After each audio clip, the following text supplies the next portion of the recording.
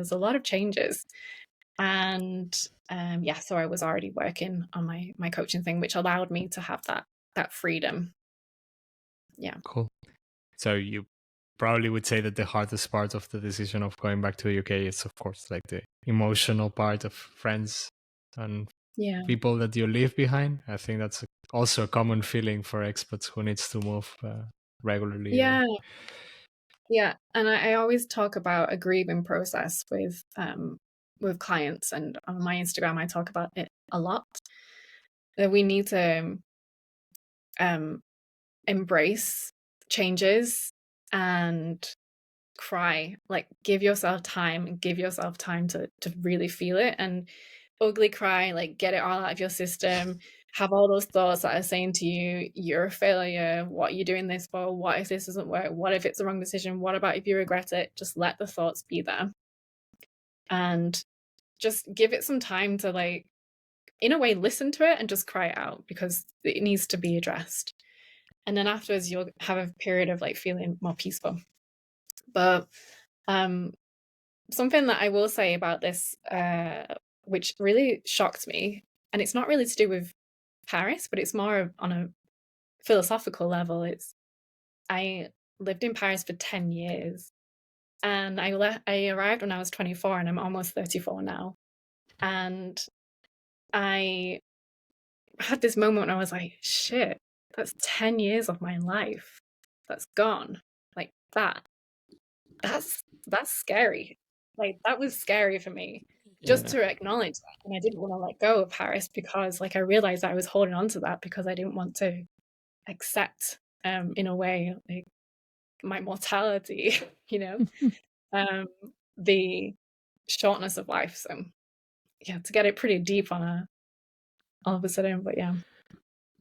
no, it makes a lot of sense. I think for a lot of people suddenly realizing, oh wow, I've been, I don't know, in my case, it's like years of my life abroad from home. And it's suddenly like, wow, 7 years, it's a lot of time. Like 10 years, it's a lot of time. And life has changed around me. Like I changed a lot during this time. I'm not the same person that I left home when I left. Um, that's also something that I wanted to ask you, because that's the typical also, like going back home feelings, also expecting that everything, it's a little bit like you left it at some point. Did you Yeah. had any of these feelings? Did you had any of these troubles that a lot of expats when they go back home have, that they don't feel that they belong at there anymore, for example, or they don't find their Mhm. friends in the same state that they were when you left them also, like did you had this? Yeah. Um, I not so much actually, and I think that's because I really accepted that this is where I am, and I made a very big effort to. I understand I understand that I needed to be grounded in myself and understand myself and take care of myself, give myself space. The thing that I did worry about a little bit, and it is normal, to a certain extent when you go back, especially to your hometown, it's easy to regress.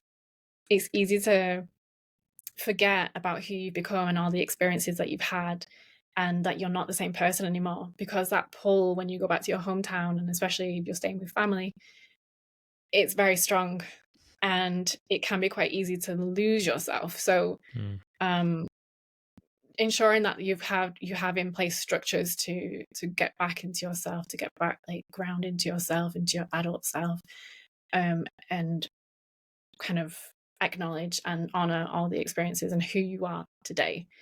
Um, it's quite difficult as well when you meet with friends who you've not seen for a long time, and family who still see you as a person who you were, and you're not that person anymore.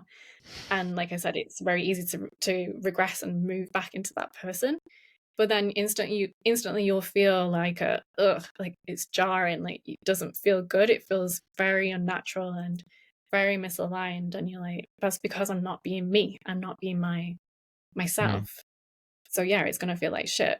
And then that will motivate you to get back into your who you are. Like, so yeah. Makes sense. What about future plans? Are you planning to move again, or it's now the idea of like staying in the UK at least for some time? Well, the UK was always just like a temporary thing for me. It just felt, it was the right time, my business wise. Like I mentioned, I wanted connection to nature, and I have all that, and it's great because I'm going from Paris to pretty much the countryside. It's very rural around here, so it's amazing. But the city life is calling me back, and Hmm. in a couple of weeks I'm going to Madrid, and I don't know how long Okay. I'm going to go there. Um, I'm going with the flow, and I'll see. I'll see. But yeah, for a long time I was like, I'm not. I'm going to the UK, and that's it. Like, I think it's good to be committed to where you are Hmm. rather than in your head too much. But I always said, when I get a feeling, when I get that calling, I'm gonna go with it. And a few weeks ago, I felt more and more like I wanted to go to Madrid. It was always kind of there, lingering in the background. So going for it. Nice. How is your Spanish?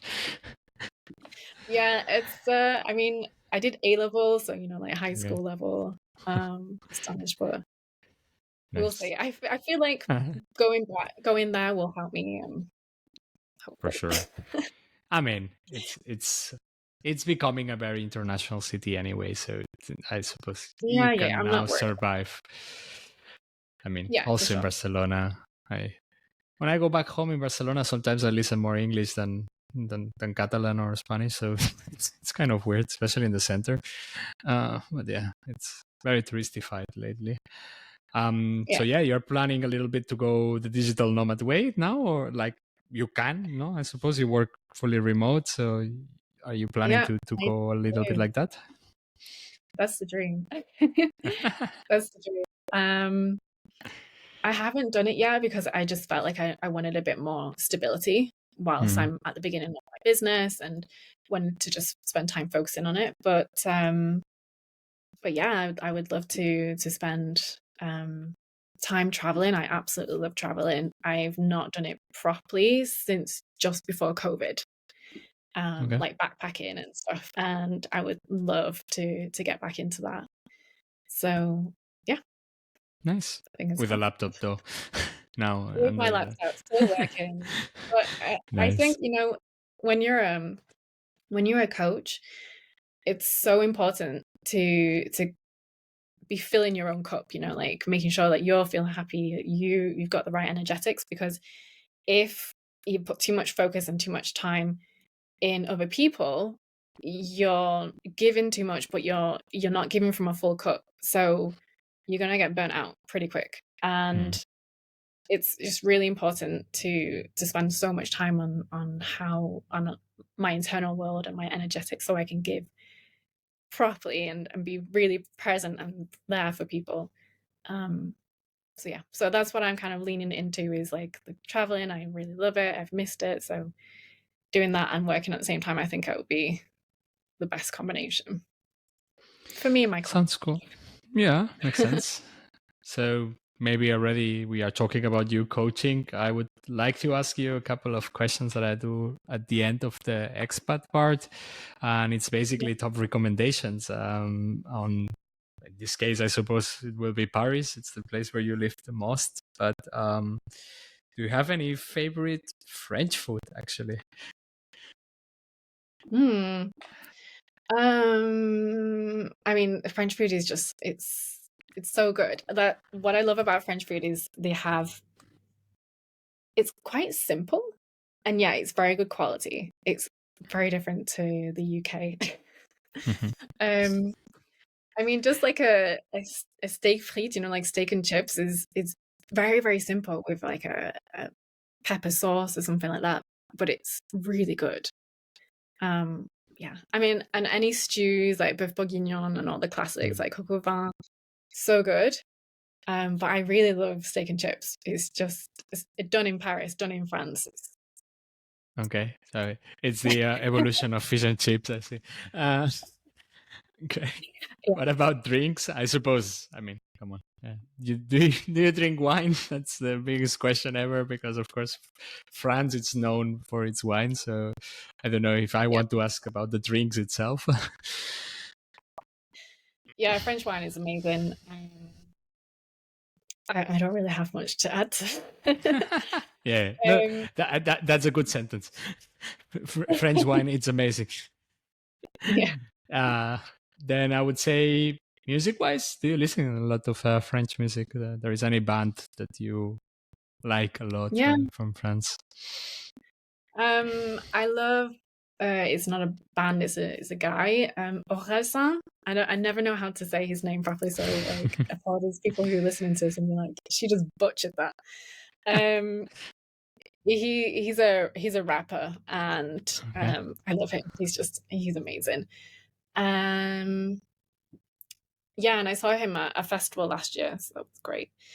And then there's some classics as well from the 80s, which I started to learn about this when I was living on the campsite, and then I hear them all the time when I'm in Paris because they bring them up all the time, like on especially in nightclubs and stuff, and Hmm. like Indochine, so a band from the 80s, and there's like that Voyage Voyage song, which everyone Yeah, I don't know, famous. yeah, Yeah, yeah, nice. things like that. I mean, they're so good.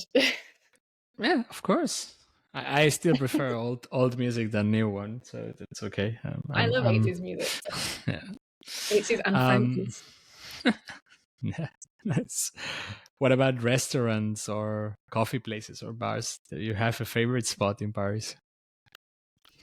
Um, mm, mm, mm, mm. So restaurants, uh, there's like a chain in Paris called Bouillon, Mm. and it's interesting because it's quite touristy, but at the same time there are so many locals who go there because the food is very well priced and in really good quality, Okay. and you have to queue up outside. There's quite a few of them dotted around Paris. You have to queue up, and normally you're queuing up for about half an hour, 40 minutes, but it's so Wow. worth it. And the food's great, and I love just the mixture of tourists, and everybody goes, and that's what's because the food's just great. Nice. Um, and then bars. I was living in the 15th for the past 4 years, and which is a quieter part of Paris, more residential. Mhm. Well, you wouldn't really go there for a night out and stuff, but I used to go to this one bar called La Tour Eiffel, very original. Oh, And the wine was, it's more of a low, you don't get many tourists going down in the 15th unless you live there. Um, and the wine was just really good. The service was great. So I always went there. That was kind of my local. I'd even sometimes just go there after work and just be like, just have one on the terrace, like watching the world go by. I have lots of nice memories from that. cool. Very nice. If you liked this short video out of the full episode, you can find the link to it around here and in the description below. Of course, if you are also interested in checking out other episodes, please subscribe and like.